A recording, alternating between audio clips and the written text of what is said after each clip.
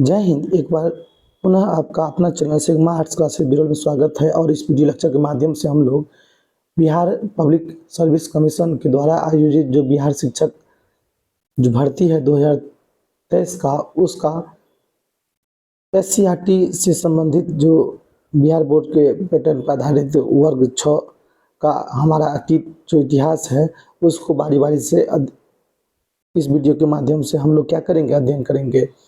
तो इतिहास का निम्नलिखित टॉपिक्स को हम इस वीडियो लेक्चर के अंतर्गत हम लिए हैं, जिसमें हमारा अतीत क्या, कब और कहाँ और कैसे, भारत प्रारंभिक समाज, प्रथम कृषि कृषक और पशुपालन, प्रारंभिक शहर, प्रथम नागरिक जीवन के विभिन्न आयाम, प्रारंभिक राज्य, नए प्रश्न, नवीन विचार, प्रथम साम्राज्य, शहरी एवं ग्राम जीवन, सुदूर प्रदेशों से संपर्क, नए साम्राज्य एवं राज्य, संस्कृत और विज्ञान तथा हमारे इतिहासकार इत्यादि महत्वपूर्ण अध्याय जो SCRT के द्वारा पैटर्न पर SCRT पैटर्न ही है, उसका हम एनालिसिस बारी बारी से हम अपने इस वीडियो के माध्यम से कर रहेंगे।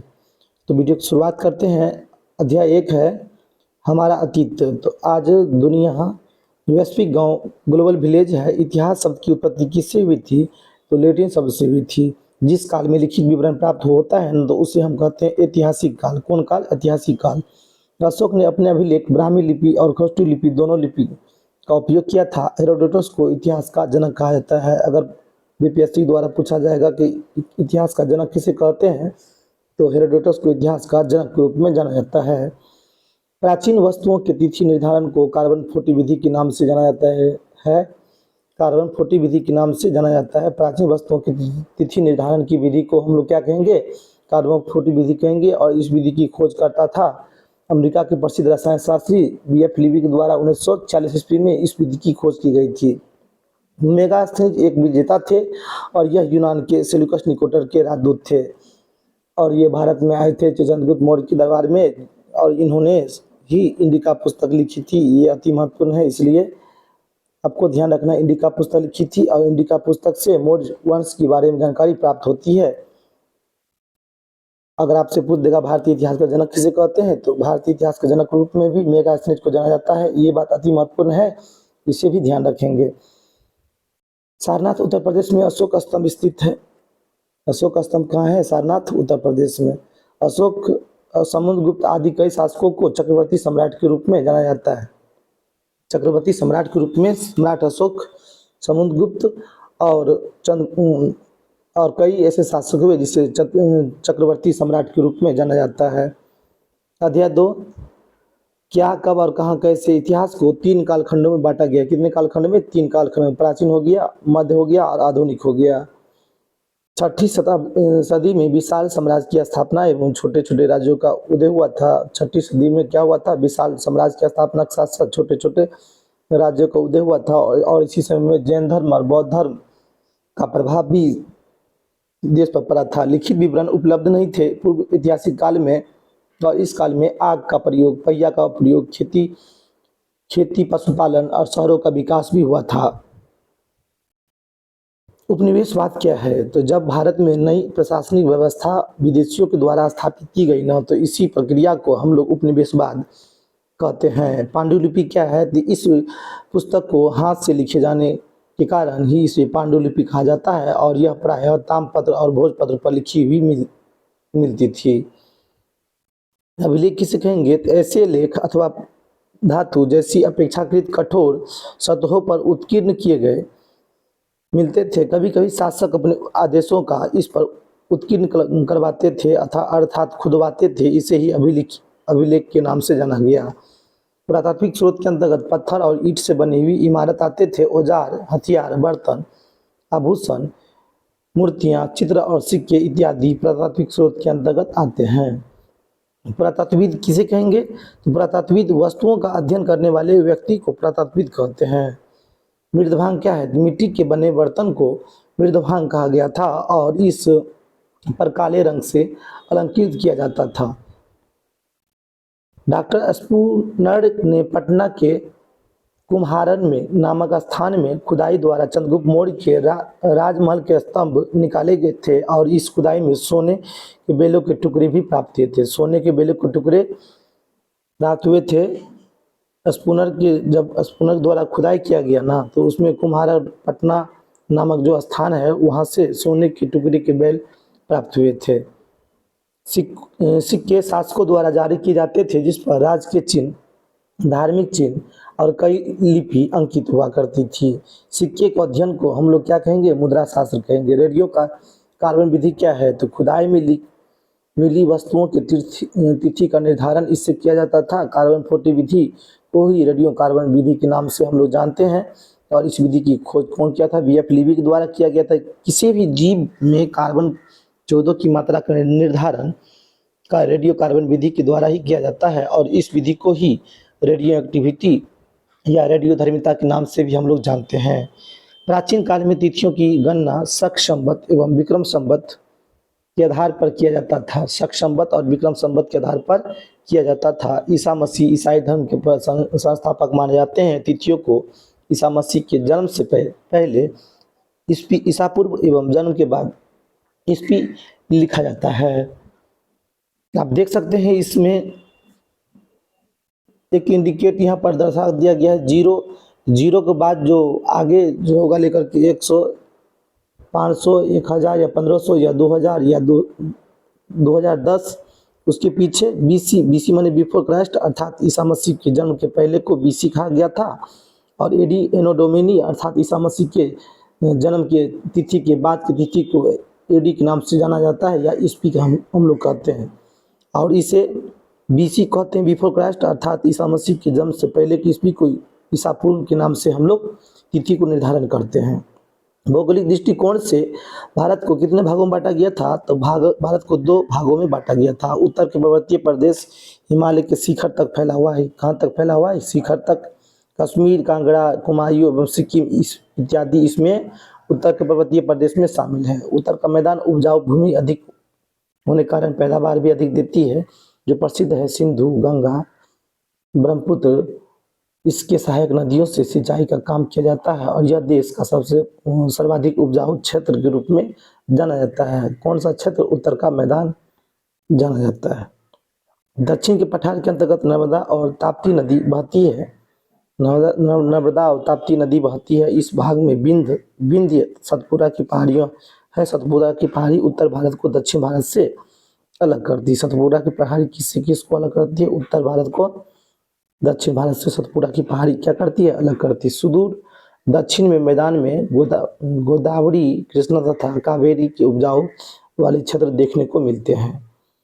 भारतीय उपमहाद्वीप के उत्तरी पश्चिम क्षेत्र में मेहरगढ़ जो पाकिस्तान में पड़ता है, वह 6000 ईसा पूर्व में लोग वहाँ पर बसते थे। सबसे पहले गेहूँ जो फसलों का उपयोग इनके द्वारा ही किया गया था।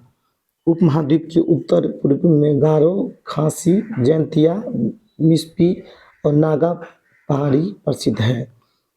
विंध्य के दक्षिण में ब्रह्मगिरी स्थल पर 3000 साल पहले लोगों ने महापाषाणी संस्कृति का निर्माण किया था। तो महापाषाणी संस्कृति का निर्माण विंध्य के दक्षिण भाग में ब्रह्मगिरी स्थान पर किया गया था और इस संस्कृति में मृतकों को दफनाकर उसके चारों ओर बड़े बड़े पत्थर गाड़ दिए जाते थे। इसे ही क्या कहा गया था? महापाषाणी संस्कृति कहा गया था। उत्तर, दक्षिण, पूर्व, पश्चिम में आप मैप के माध्यम से देख सकते हैं। उत्तर के क्षेत्र में कोलडीबा, चौपानी, मारा, चावल का साक्ष इत्यादि देखने को मिलता है। उसके बाद है सो पश्चिम क्षेत्र में गंगा और इसकी सहायक नदी बहती है और जो है सो पूर्व क्षेत्र में विंध्य पहाड़ी स्थित है। उत्तर भारत में बहने वाली नदी गंगा नदी के दक्षिण का क्षेत्र प्राचीनतम जो क्षेत्र हुआ करता था जिसे हम लोग मगध के नाम से जानते हैं। अब मगध का ही दूसरा नाम क्या है? मगध की राजधानी कहाँ है? पाटलिपुत्र वैशाली है। इंडिया शब्द इंडस से निकला है और इसे संस्कृत में सिंधु कहा गया था। इसे क्या कहा गया था? संस्कृत में सिंधु। और इस अध्याय से संबंधित अन्य बातों को हम लोग बारी बारी से देखेंगे। 2500 ईसा पूर्व सबसे पहले उत्तर पश्चिम की ओर आने वाली यूनानियों ने सिंधु को हिंदोस कहा और हदोस, इसके बाद हदोस इनके द्वारा कहा गया। इस नदी के पूर्व में स्थित भूमि प्रदेश को ही इंडिया के नाम से जाना गया था। फारसी में यही शब्द हिंद और हिंदुस्तान बन गया। कौन शब्द? तो हदोस शब्द, हिंदोस शब्द हिंद या हिंदुस्तान बन गया। इसी से हिंदुस्तान का भी नाम प्रचलित हुआ। अब भारत नाम का उल्लेख सबसे पहले ऋग्वेद में 1500 ईसा पूर्व में किया गया था। उत्तर भारत को दक्षिण भारत से विंध्य पर्वत क्या करती है? अलग करती है। चावल का प्राचीनतम प्रमाण कोल्डिवा से प्राप्त होता है और दक्षिण दक्षिण क्षेत्र के अधीन विशाल साम्राज्य की स्थापना की गई थी। आधुनिक काल को आरंभ 18वीं शताब्दी में हुआ था। 3000 साल पहले महापाषाणी संस्कृति का उदय हुआ था।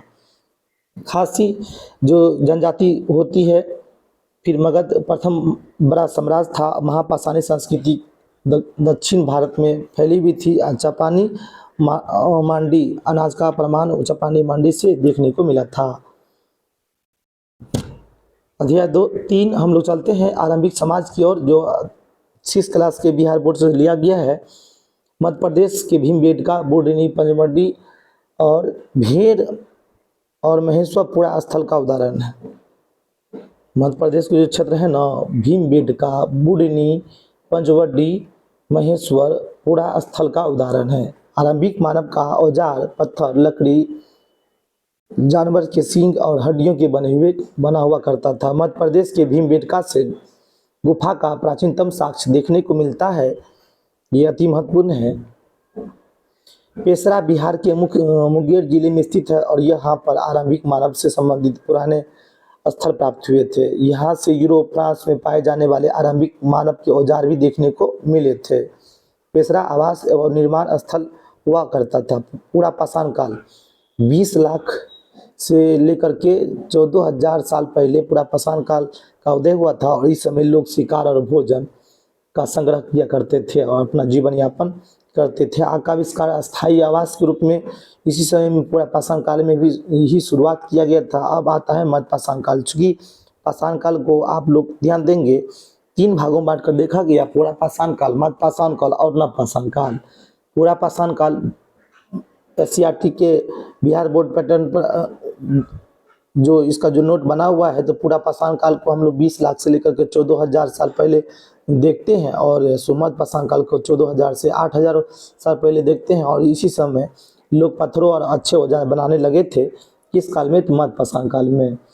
फिर आता है नव पाषाण काल। 8,000 से लेकर के 3,000 वर्ष में इस काल का उदय हुआ था और इस काल में ही सबसे पहले कृषि का आरंभ हुआ था।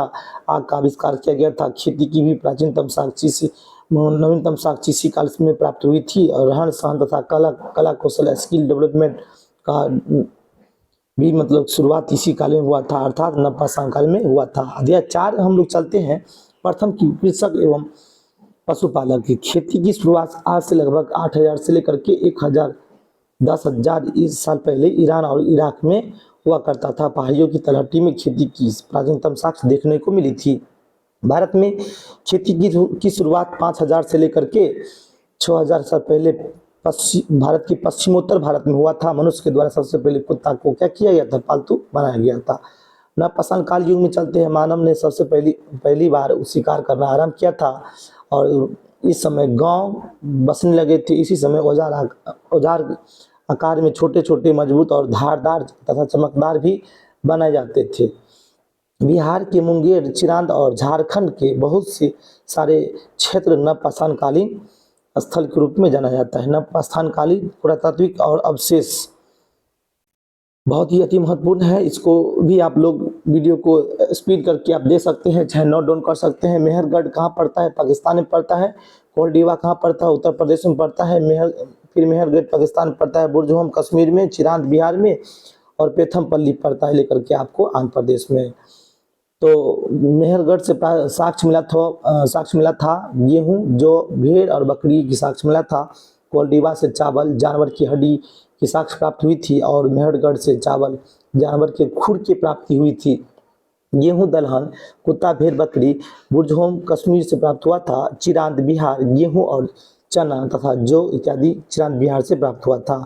पेथमपल्ली आंध्र प्रदेश काला चना, ज्वार, बाजरा, भेड़ और सुगर का साक्ष्य मिला था। चिरांद क्या है?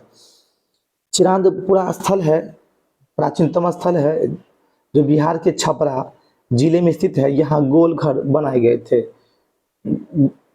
घर का जो आकार था ना, गोल था। यहाँ के मिट्टी के बर्तन काफी सुंदर होते हैं। उसके बाद आता है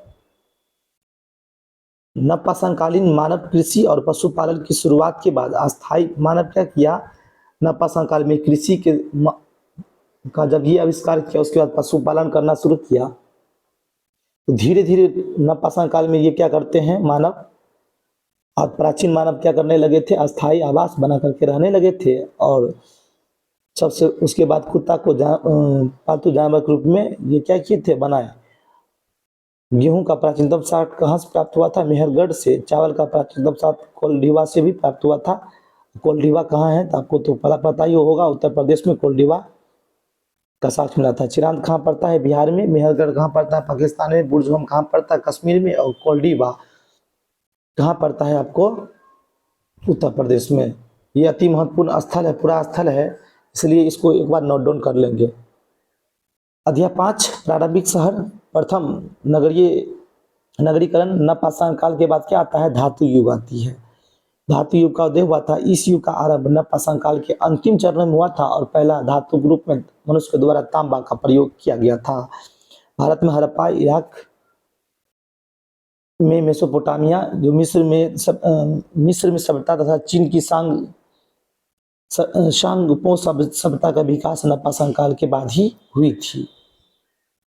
पुराविदों के द्वारा लगभग 2800 ईसा पूर्व पहले हड़प्पा सभ्यता का विकास हुआ था। कितने सौ पहले, तो 2800 ईस्वी सबसे पहले हड़प्पा सभ्यता का विकास हुआ था। हड़प्पा सभ्यता के अलावा पुराविद ने अनेक नगरों को भी खोजा, जैसे मोहनजोदड़ो हो गया, कालीबंगा हो गया, लोथल हो गया, बनावली हो गया, रंगपुर हो गया, धोलावीरा हो गया और फिर रंगपुर इत्यादि। आपको ध्यान रखना है। तो हम लोग बारी बारी से हड़प्पा सभ्यता के संबंधित जितने भी महत्वपूर्ण, जो खास करके आपको छठा के इतिहास में दिया गया है, उसको भी हम लोग देखेंगे। तो चलते हैं वीडियो में आगे बने रहते हैं।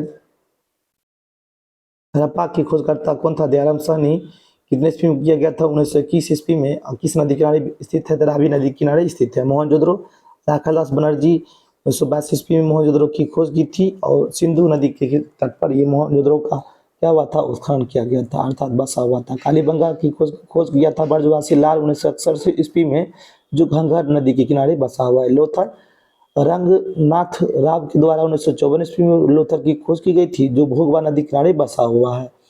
फिर आता है धोलावीरा, RS विस्ट के द्वारा 1990 या 89 ईस्वी में लूनी नदी किनारे खोजा गया था। चनहुद्रो गोपाल मजुमदार 1931 ईस्वी में खोजा था, जो सिंधु नदी किनारे पड़ता है। रंगपुर माधव स्वरूप वत्स के द्वारा 1931 या 53 ईस्वी तक माधव नदी किनारे बसा हुआ है, खोजा गया था। कोट दीजी फजल अहमद 1955 ईस्वी में सिंध नदी किनारे बसा हुआ है। आलमगीर पुर यगदत्त शर्मा 1958 ईस्वी में हिंडन नदी किनारे बसा हुआ है। मीनांथल सूरजभान सिंह 1968 ईस्वी में यमुना नदी किनारे बसा हुआ है, स्थल को खोजा गया था। फिर मांडा जगपति जोशी 1982 ईस्वी में चिनाब नदी किनारे खोजा गया था। हड़प्पा नगर योजनाबद्ध तरीकों से बनाए गए थे। असर के एक दूसरे को किस पर काटती थी, समकोण पर काटती थी। हड़प्पा नगर में सड़कों का जाल भी बिछा हुआ था, यही बात आपको ध्यान रखना है। हड़प्पा नगर चूंकि एक नगरीय सभ्यता थी और हड़प्पा नगर कांस्ययुगीन सभ्यता थी, जहाँ पर मतलब लोहा का साक्ष्य देखने को नहीं मिला था। हड़प्पा नगर के निवासी सूती वस्त्र और गर्म कपड़े पहना करते थे, ये इसकी विशेषता हो गई। स्त्री पुरुष हार, बाजूबंद, अंगूठी, चूड़ी, नाक की बालिया, काल की बालिया इत्यादि पायल जैसे गहने पहना करते थे। लिपस्टिक के साक्ष्य ही हड़प्पा सभ्यता के चनहुद्रो से प्राप्त हुआ था। गहनों का निर्माण में गोमेद, स्फटिक जैसे बहुल पत्थरों का उपयोग किया जाता था। तांबा, कांस्य, चांदी तथा मिट्टी, चिकनी मिट्टी का उपयोग हड़प्पा सभ्यता के लोग करते थे। हड़प्पा सभ्यता लोग पासा खेला करते थे। क्या खेलते थे, पासा खेला करते थे। हड़प्पा मुहरों पर जानवर की सुंदर कलाकृतियाँ मिलती है। हड़प्पाई लोगों ने लेखन कला का आविष्कार भी किया था। हड़प्पाई लोग गेहूँ, जौ, मटर, धान, तिल और सरसों से परिचित थे और खेती के अलावा हड़प्पा सभ्यता के लोग पशुपालन का भी उपयोग करते थे। गाय, भैंस, बकरी इत्यादि इसका मुख्य पालतू जानवर अर्थात पशु था। भोजन प्राप्त करने के लिए हड़प्पा के लोग खाद्य इकट्ठा करते थे, कंदमूल इकट्ठा करते थे और शिकार किया करते थे। हड़प्पा के लोग बाहरी और भीतरी दोनों प्रकार के व्यापार किया करते थे।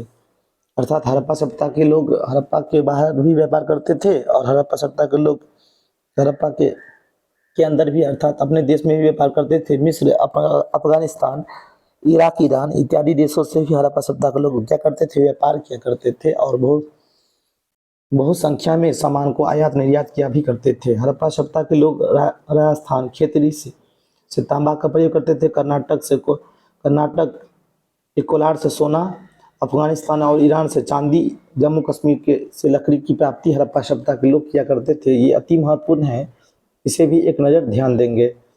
हड़प्पा सभ्यता के लोग मातृ देवी की पूजा करते थे। मातृ देवी के रूप में दुर्गा, काली, चंडी, गौरी, कल्याणी इत्यादि की पूजा करते थे। इसलिए इस सभ्यता को हम लोग मातृशतात्मक सभ्यता के रूप में अर्थात माता की प्रधानता होने के कारण इसे मातृशतात्मक सभ्यता के रूप में हम लोग देखते हैं। वृक्ष और पशु की पूजा भी हड़प्पा सभ्यता के लोग किया करते थे। चित्रित देवता का संबंध पशुपति महादेव से प्राप्त होता है और महादेव को रुद्र का अवतार ऋग वेद से प्राप्त होता है। ये भी अति महत्वपूर्ण है, इसलिए ध्यान रखेंगे। हड़प्पा सभ्यता के लोग प्राय भूत प्रेत और जादू टोना पर विश्वास करते थे, इसलिए ये हड़प्पा सभ्यता के लोग क्या पहनते थे, ताबीज पहनते थे। हड़प्पाई लोग मृतकों को दफनाने के लिए दफनाते और जलाते दोनों भी थे। धोलावीरा गुजरात के उत्तर पश्चिम कोने में बसा हुआ है। यह नगर 3 भागों में बटा हुआ है। यह अति महत्वपूर्ण है। धोलावीरा जो एक नगर है हड़प्पा सभ्यता का, कितने भागों में बटा हुआ है, 3 भागों में बटा हुआ। लोथल खंबात की खाड़ी के निकट अहमदनगर में से 80 किलोमीटर की दूरी पर स्थित है और इस शहर की किलेबंदी किया गया है और इस किले के अंतर्गत निजी और सार्वजनिक दोनों प्रकार के घर हुआ करते थे। लोथल से बंदरगाह का साक्ष्य मिलता है। लोथल से बंदरगाह का साक्ष्य देखने को मिलता है। यही बात ध्यान रखेंगे। लोथल और कोटदा सिंधु सभ्यता का बंदरगाह हुआ करता था। ये अति महत्वपूर्ण है, इसे भी आप ध्यान रखेंगे। लगभग 1700 ईसा पूर्व हड़प्पा सभ्यता का क्या हो जाता है, पतन हो जाता है और अन्य कारणों से भी, बाढ़ से, सुनामी से, चक्रवात से, मलेरिया से इत्यादि से अलग अलग इतिहासकारों ने हड़प्पा सभ्यता के पतन का जिक्र किया है भी था। महाराष्ट्र में इनाम गांव और जारवे संस्कृति उल्लेख इसी समय में हड़प्पा सभ्यता के समय में भी हुआ था। लोथल को बंदरगाह नगर कहा जाता है और आपसे प्रश्न पूछ दे कि बंदरगाह नगर किसे कहेंगे, तो लोथल को। हड़प्पा संस्कृति खोज 1921 ईस्वी में किया गया था। किसके द्वारा? दयाराम साहनी के द्वारा 1921 ईस्वी में किया गया था। इसके जो सहयोगी थे माधव स्वरूप वत्स व्हीलर भी थे, जो पाकिस्तान के पंजाब प्रांत का शाहीवाल जिला में स्थित यह क्या है लेकर के हड़प्पा प्रमुख स्थल है जो रावी नदी किनारे बसा हुआ है। महास्नागार का साक्ष्य आपको ध्यान रखना है, मोहनजोदड़ो से प्राप्त हुआ था, जो पाकिस्तान के सिंध प्रांत का लड़काना जिला में स्थित है और इसकी खोजकर्ता राखादास बनर्जी ने 1922 ईस्वी में किया था। सोना कर्नाटक से आता था, फिरोजा मध्य एशिया से आता था, चांदी ईरान से और सीप गुजरात से हड़प्पा सभ्यता के लोगों को आता था। अध्याय 6 अति महत्वपूर्ण है, जीवन के विभिन्न आयाम। ये केवल हम एनसीईआरटी बिहार बोर्ड से ही का ही नोट्स बना करके हम वीडियो बना रहे हैं, इसलिए आप लोग जो भी आप अगर पढ़े होंगे तो उसको भगा करके स्किप करके आप देख सकते हैं। आपको बहुत ही अच्छा फीडबैक महसूस हो पाएगा। हड़प्पा सभ्यता के नगरों के पतन जब हो जाता है ना, तो 3700 ईसा पूर्व सबसे पहले एक अलग भाषा बोलने वाले लोग पश्चिमी भारत में बसने लगते हैं। वेदों की संख्या कितनी है? 4 वेद है। कौन कौन वेद है? वेद भी धातु से निकला है। वेद संस्कृत शब्द है, ये भी बात आपको ध्यान रखना है, जिसका अर्थ होता है कि ज्ञान की प्राप्ति करना। ऋग्वेद, सामवेद, यजुर्वेद, अथर्ववेद प्राचीनतम वेद ऋग्वेद को कहते हैं। गायत्री मंत्र और 1028 सूक्त की संख्या ऋग्वेद में देखने को मिलती है। सामवेद संगीत की जानकारी अर्थात भारतीय संगीत का जनक रूप में भी किस वेद को हम जानते हैं? सामवेद को जानते हैं। यज्ञ हवन धार्मिक कर्मकांड का जो साक्ष्य मिलता है किस वेद से? यजुर्वेद से मिलता है। अथर्ववेद में जादू टोना तंत्र विद्या इत्यादि की जानकारी प्राप्त होती है। इसको हम डायग्राम के माध्यम से हम लोग बारी बारी से भी देख सकते हैं। ऋग्वेद, सामवेद, यजुर्वेद, अथर्ववेद। तो ऋग्वेद में ऋग्वेद में 10 मंडल, 1028 सूक्त दिया गया है। और आपको ध्यान रखना है कि मतलब क्या 10वें मंडल के वर्णित पुरुष सूक्त में 4 वर्ण ब्राह्मण, क्षत्रिय, वैश्य और शूद्र का जिक्र किया गया है। ये अति महत्वपूर्ण है। ऋग्वेद में इंद्र के लिए 212, अग्नि के लिए 212 ऋचाओं की भी रचना की गई है। ये अति महत्वपूर्ण है। 10,462 ऋचाएं ऋग्वेद में दिया गया है। ये ऋग्वेद वेदों की सबसे प्राचीनतम वेद के रूप में भी ऋग्वेद को जाना जाता है। विश्वामित्र द्वारा रचित ऋग्वेद के तीसरे मंडल में सूर्य देवता सावित्री की जानकारी भी प्राप्त हो पाती है।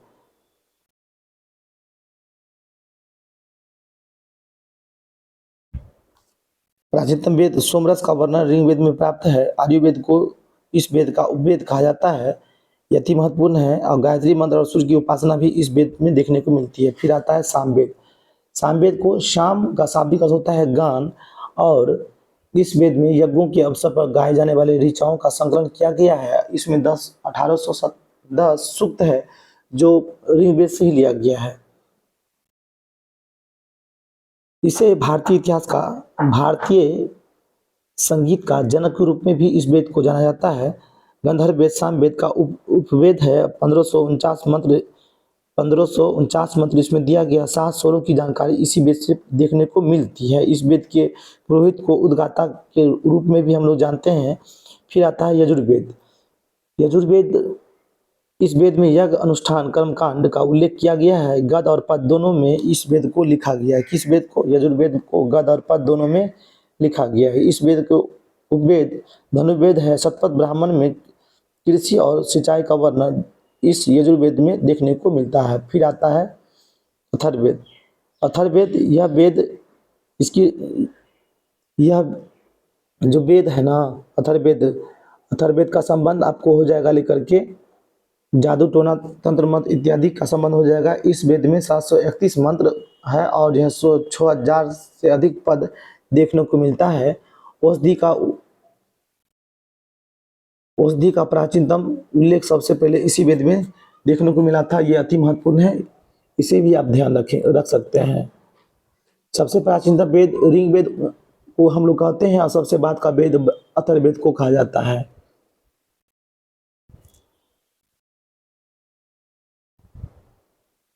वैदिक युग। वैदिक युग को 2 भागों में बांट करके हम लोग अध्ययन करते हैं। पहला हो गया ऋग्वेदिक काल, दूसरा हो गया उत्तर वैदिक काल। ऋग्वेदिक काल को 1500 से लेकर के 1000 ईसा पूर्व में बांट कर देखा जाता है। और उत्तर वैदिक काल को 1000 से लेकर के 600 ईसा पूर्व में बांट करके हम लोग अध्ययन करते हैं। ऋग्वेदिक काल में वेदों की रचना की गई थी। सबसे प्राचीनतम वेद इसमें क्या था लेकर के? ऋग्वेद था। कौन सा वेद था? ऋग्वेद था। उसके बाद फिर आता है लेकर के आपको गोधन रक्षा करने के लिए सरदार या राजन या का चुनाव इस वेद में किया जाता था। ऋग्वेदिक काल में किया जाता था। आम लोगों की संख्या को विदित कहा गया था। इस काल में आर्यों का मुख्य पेशा क्या था? पशुपालन था। ऋग्वेद में एक अनाज का साक्ष्य देखने को मिला था जिसे यव के नाम से जाना जाता है। इंद्र युद्ध का देवता, अग्नि आग का देवता, सोम एक प्रकार का पौधा हुआ करता था। ऋग्वेद के पुरुष सूक्त में ब्राह्मण, क्षत्रिय, वैश्य और शूद्र का वर्णन किया गया है। ये अति महत्वपूर्ण है। और चारों वेदों का जो वर्णन किया गया था ना, चारों वेदों का वर्णन किया गया था, उस उपनिषद का नाम है जावालोपनिषद, जिसमें चारों वर्णों ब्राह्मण, क्षत्रिय, वैश्य और शूद्र चार आश्रमों का वर्णन किया गया। ब्रह्मचर्य, वानप्रस्थ, संन्यास, ब्रह्मचर्य, गृहस्थ, वानप्रस्थ और संन्यास, 4 प्रकार के जो मतलब कि आश्रम व्यवस्था है उसका जिक्र आपको किया गया था। फिर आता है लेकर के आपको उत्तर वैदिक काल। उत्तर वैदिक काल में ऋग्वेद के अलावा जितने भी वेद बचते हैं उस सब वेद की रचना की गई, अर्थात सामवेद, यजुर्वेद, अथर्ववेद इत्यादि की रचना की गई थी। वेद संख्या 4 है। ब्राह्मण की 9, अरण्यक। वैदिक साहित्य में वेद की संख्या 4, ब्राह्मण की 9, अरण्यक 6 और उपनिषद संख्या 108 है। आर्यों ने पशुपालन के स्थान पर कृषि कार्य का आरंभ किया था और इस काल में उत्तरी भारत में लौह का उपयोग देखने को मिलता है। हस्तिनापुर, आलमगीरपुर, अंतरजी, खेरा आदि स्थानों पर लोहे का साक्ष्य देखने को मिला था। इस काल में अश्वमेध, वाजपेयी और राशि यज्ञ भी किया गया था। इस काल के लोग धान, गेहूं, जौ, दाल, गन्ना, कपास, तिल और सरसों का उत्पादन किया करते थे। इस काल में वर्ण व्यवस्था चरम सीमा पर पहुंची थी और वर्ण व्यवस्था को इस काल में स्थापित भी किया गया था। अर्थात आपको ध्यान रखना है, उत्तर वैदिक काल में वर्ण व्यवस्था स्थापित की गई थी। फिर आता है आर्य। आर्य का शब्द का अर्थ होता है विशेष भाषा बोलने वाले जो व्यक्तियों जो एक समूह स्थान पर रहना चाहते हैं, उसे ही आर्य कहा गया था। सप्त सिंधव क्या है? सिंधु और उसकी सहायक नदियां सतलज, व्यास, झेलम, चिनाब, रावी, सरस्वती इत्यादि को सप्त सिंधव के नाम से जाना जाता है। गंगा यमुना दोआब। गंगा एवं यमुना नदी के बीच का क्षेत्र को गंगा यमुना दोआब कहा गया। कबीला कबीला क्या है? तो कबीले में एक वंश या परिवार के कई पीढ़ियों के लोग एक साथ रहा करते थे, जिसे कबीला के नाम से जाना गया। भारतीय भाषा वर्ग क्या है? असमिया, गुजराती, हिंदी, कश्मीरी और सिंधी। यूरोप की बहुत सी भाषा ऐसी है, जर्मनी, फारसी, अंग्रेजी इत्यादि भाषा को भारतीय भाषा के रूप में जाना गया था। कर को निश्चित रूप से एकत्रित की जाती थी, जिसे नजराना या उपहार स्वरूप दी जाती थी। इनाम गांव जो महाराष्ट्र में पड़ता है, तो इनाम गांव क्या है? इनाम गांव महाराष्ट्र राज्य में घोर नदी के तट पर स्थित एक ताम्र पाषाण बस्ती हुआ करती थी। यहाँ पत्थर के अलावा तांबे धातु की बनी औजार बहुत बनाए गए थे, मिले भी थे। यहाँ के लोग मिट्टी से बनी हुई बस्ती में रहा करते हैं। यहाँ के लोग जो मसूर, मटर, धान की खेती करते थे। घोड़ा, बैल, बकरी, कुत्ता इत्यादि इसके पालतू जानवर हुआ करते थे। यहाँ एक आदमी को मकान के आंगन में मिट्टी के बने संदूक में दफना दिया गया था, उसका साक्ष्य मिला। तो इस अध्याय का हम लोग अन्य बातें देखेंगे। वेदुक संख्या 4 है। ऋग्वेद में पुरुष सूक्त का उल्लेख किया गया है। ऋग्वेदिक काल का प्रमुख व्यवसाय क्या था? कृषि था। इनाम गांव कहाँ पड़ता है? महाराष्ट्र में पड़ता है। आर्यों का विस्तार बिहार के गंडक नदी तक सीमित था। सबसे प्राचीनतम वेद के रूप में ऋग्वेद को हम लोग जानते हैं। वेदिक कबीले के प्रधान को सरदार कहा जाता था। क्या कहा जाता था? सरदार। और ऋग्वेदिक आर्य का जो अनाज था उसका नाम था यव। क्या नाम था? यव। उसके बाद 3000 वर्ष पहले गंगा नदी घाटी पर लोहे की बनी औजार प्राप्त हुए थे। लोहे की बनी औजार प्राप्त हुआ था गंगा नदी की घाटी तट पर। नदी से बने विशेष प्रकार के चित्रित घूसर प्राप्त हुए थे। लगभग 6ठी शताब्दी में बौद्ध ग्रंथ अंगुत्तर निकाय और जैन ग्रंथ भगवती सूत्र से ही सुलभ जनपद के बारे में जानकारी प्राप्त होती है। और इसी समय में भारत में अधिक से अधिक लोहे का विस्तार देखने को मिला था। अभी भी वर्तमान में लोहा का जो साक्ष्य है इसी के आसपास है। मगध के क्षेत्र के आसपास ही लोहा का साक्ष्य मिलता है, जो मतलब कि झारखंड के एरिया में भी देखने को मिलता है। सबसे बड़ा जनपद के रूप में, जनपद मतलब क्या? जहाँ लोग बस जाते हैं या अपना पैर रखते हैं। इसकी राजधानी कहाँ थी? मगध थी। सबसे बड़ा जनपद के रूप में मगध को जाना जाता है। इसकी राजधानी राजगीर, वैशाली और पाटलिपुत्र। ये अति महत्वपूर्ण है, इसे नोट डाउन कर लेना। माझा जनपद में शासन क्या था? लेकिन राजतंत्रात्मक शासन था, गणतंत्रात्मक शासन, दोनों प्रकार के शासन हुआ करते थे। मगध महाजनपद का फैलाव बिहार राज्य के पटना मगध प्रमंडल मुख्यालय गया तक सीमित है। और यहाँ लोहा पाया जाता है जिनसे औजार बनाए जाते थे। और उस युद्ध में लोहा को उपयोग भी किया जाता था। हाथी को सजाने के लिए लोहा का प्रयोग, हाथी को अलंकृत करने के लिए लोहा का विशेष रूप से प्रयोग, भारी प्रयोग किया जाता था। मगध महाजनपद गंगा नदी घाटी में स्थित है होने के कारण यहाँ पर उर्वरा शक्ति ज़्यादा देखने को मिलती है, जिस पर आसानी से क्या की जाती है? खेती आसानी से हो पाती है। और इस क्षेत्र में व्यापार और व्यवसाय भी विकसित अवस्था में देखने को मिलता है। मगध के चारों ओर प्राकृतिक सुरक्षा के साधन थे। मगध में बिंबिसार, अजातशत्रु और महापद्मनंद जैसे प्रतापी शासक हुआ करते थे। बिंबिसार, अजातशत्रु, महापद्मनंद, चूंकि बिंबिसार, अजातशत्रु और उदयन हर्यक वंश से संबंधित थे।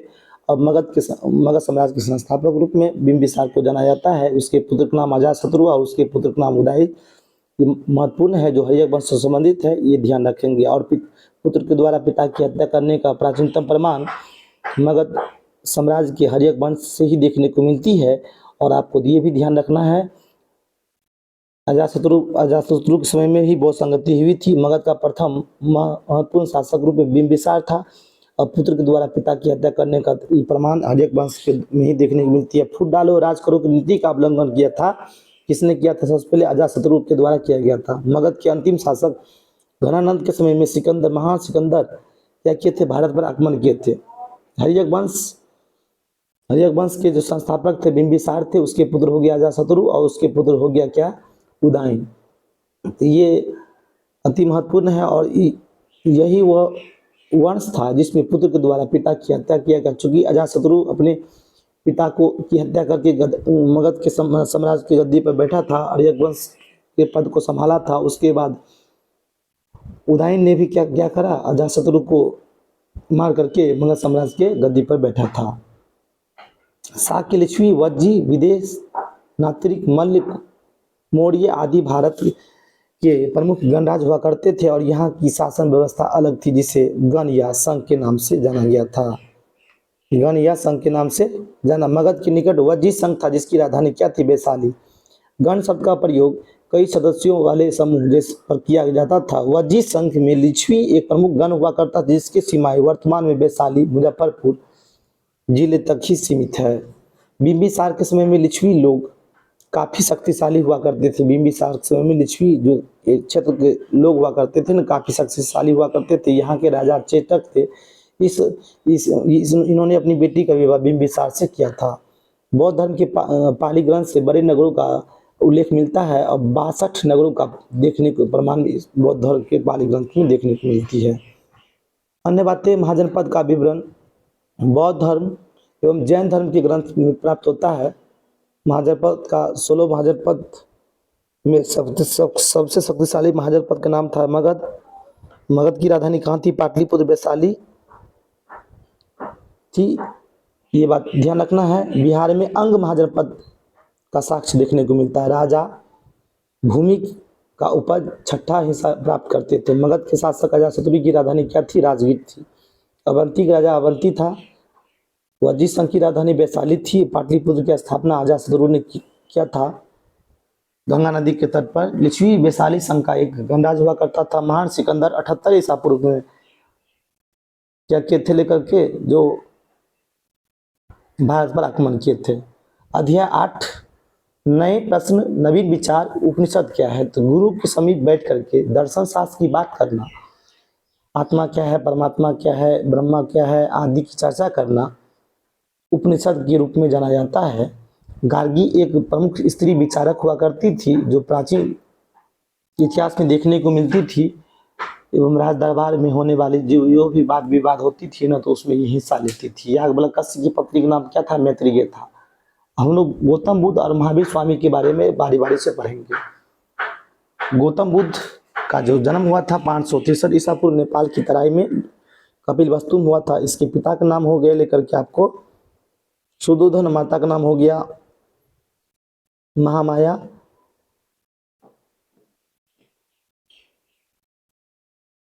चूंकि जन्म के 7वें दिन के बाद ही इसकी माता के देहांत हो गई, महामाया के देहांत हो गई, इसलिए इसकी जो मौसी थी प्रजापति गौतमी ने इसका पालन पोषण किया। इसके पुत्र का नाम था राहुल और गया के पास बोध गया में पीपल वृक्ष के नीचे इन्हें ज्ञान की प्राप्ति हुई थी। यह अति महत्वपूर्ण है, इसे भी ध्यान रखेंगे। महात्मा बुद्ध ने अपना प्रथम उपदेश सारनाथ यूपी में दिया था। यह घटना बौद्ध धर्म में यह घटना क्या कहलाया? बौद्ध धर्म में यह घटना कहलाया धर्म चक्र परिवर्तन। सम्राट अशोक ने सारनाथ में एक विशाल स्तूप का निर्माण किया और 80 वर्ष की अवस्था में 483 ईसा पूर्व में कुशीनगर में महात्मा बुद्ध की मृत्यु हो जाती है। मगध के राजा बिंबिसार इनके अनुयायी थे। मगध के राजा बिंबिसार इसके अनुयायी थे। ये गौतम बुद्ध जो बौद्ध धर्म के संस्थापक रह चुके हैं और इसे ही लाइट ऑफ एशिया के नाम से जाना जाता है। इसके बचपन का नाम क्या था? सिद्धार्थ था और इसकी जो पत्नी का नाम थी यशोधरा और इसके पुत्र का नाम क्या हो जाएगा? राहुल।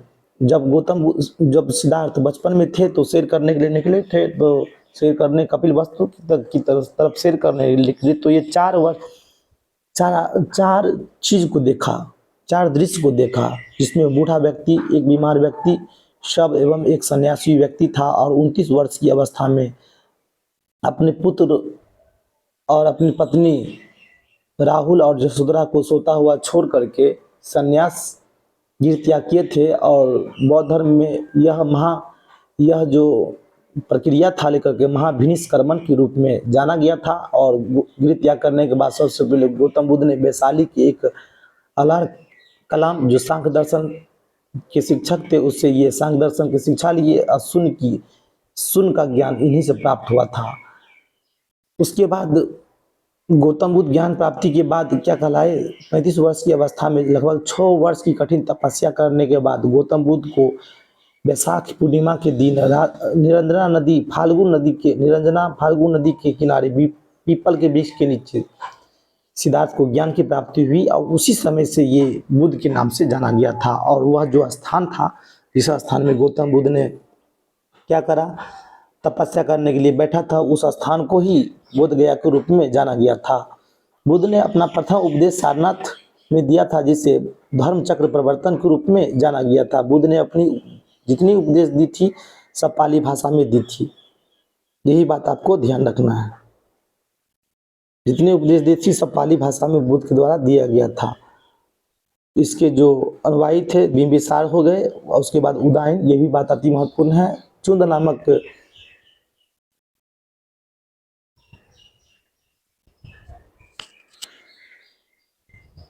संसार दुखों से भरा पड़ा है, गौतम बुद्ध के द्वारा ही दिया गया था। और बौद्ध सभाएं बौद्ध धर्म में त्रिरत्न बुद्ध धर्म और संघ त्रिरत्न के अंतर्गत आता है। उसके बाद प्रथम बौद्ध संगति 483 ईसा पूर्व, चूंकि इसमें जगह नहीं था जिस कारण हम नहीं लिख पाए। 483 ईसा पूर्व राजगीर में किया गया था। और इसके शासन काल का नाम था लेकर के किसके साथ इस समय में शासक था अजातशत्रु। इसकी अध्यक्षता की थी महाकश्यप। फिर आता है द्वितीय बौद्ध संगति। द्वितीय बौद्ध संगति हुआ था 383 ईसा पूर्व में वैशाली में हुआ था। अध्यक्षता सवाकामी। और शासन काल था लेकर कालाशोक का, इसका कालाशोक का। फिर आता है तृतीय बौद्ध संगति। तृतीय बौद्ध संगति आयोजित की गई थी उस समय में 250 ईसा पूर्व में। कहाँ पर? पटना में या पाटलिपुत्र में, सॉरी पाटलिपुत्र आपको ध्यान रखना है। पाटलिपुत्र में सम्राट अशोक उस समय में क्या थे? सम्राट अशोक।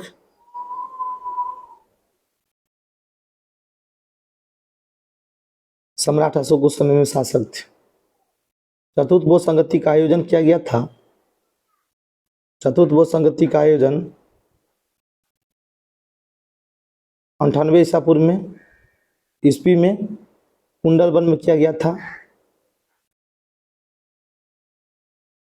और इसकी अध्यक्षता किए थे अश्वघोष।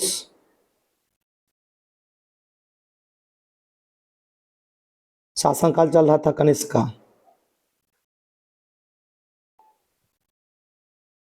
कनिष्कपुर नगर की स्थापना जम्मू कश्मीर में किसने किया था? कनिष्क के द्वारा किया गया था। चतुर्थ बौद्ध संगति के बाद क्या होता है लेकर के, बौद्ध धर्म दो संप्रदाय में हीनयान और महायान में बढ़ जाता है। हीनयान और महायान का संबंध किससे हो गया? बौद्ध धर्म से हो गया।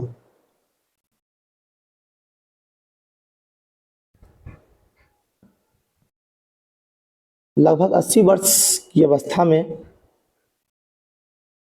483 ईसा पूर्व में देवरिया उत्तर प्रदेश यूपी में चुंद नामक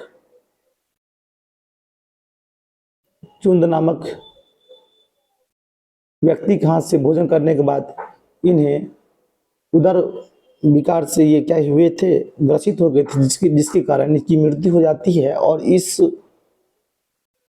मृत्यु को ही महापरिनिर्वाण बौद्ध धर्म में कहा गया। अर्थात गौतम बुद्ध की मृत्यु को बौद्ध धर्म में महापरिनिर्वाण के रूप में जाना गया था। चलते हैं हम लोग महावीर स्वामी जो जैन धर्म के संस्थापक थे। तो जैन धर्म के संस्थापक रूप में महावीर स्वामी को हम लोग जानते हैं। जैन धर्म के संस्थापक और प्रथम तीर्थकर ऋषभ देव को जाना जाता है। किसको? ऋषभ देव को। तीर्थकर की परंपरा जैन धर्म में रहा करती थी। जैन धर्म के 23वें तीर्थकर के रूप में पार्श्वनाथ थे और इसके द्वारा शिक्षा दिए गए थे हिंसा न करना, सदा सत्य बोलना, चोरी न करना, संपत्ति को संग्रह न करना। और जैन धर्म के 24वें तीर्थकर के रूप में महावीर स्वामी को जाना जाता है। इनका जन्म 540 ईसा पूर्व वैशाली के निकट कुंड गांव में हुआ था। माता का नाम त्रिशला, पिता का नाम सिद्धार्थ जो क्षत्रिय कुल के थे, पति का नाम यशोदा। 30 वर्ष की अवस्था में ये क्या किए थे? अपने भाई वर्धन से अनुमति लेकर के सन्यास का जीवन को स्वीकार किया था। महावीर के बचपन का नाम वर्धमान था। 12 वर्ष की कठिन तपस्या के बाद महावीर को ऋजुपालिका नदी के तट पर साल वृक्ष के नीचे ज्ञान की प्राप्ति हुई थी और यहीं से महावीर स्वामी जीन कहलाए। महावीर ने अपना उपदेश सबसे पहले प्राकृत में दिया था। महावीर के जो पुत्री का नाम था अनुज्या या प्रियदर्शना, और अनुज्या प्रियदर्शना 30 वर्ष की उम्र में गृह भी त्याग के थी। अति महत्वपूर्ण है, ध्यान रखेंगे। 468 ईसा पूर्व पावापुरी में इसकी क्या होती है? लगभग 72 वर्ष की आयु में इसकी मृत्यु हो जाती है।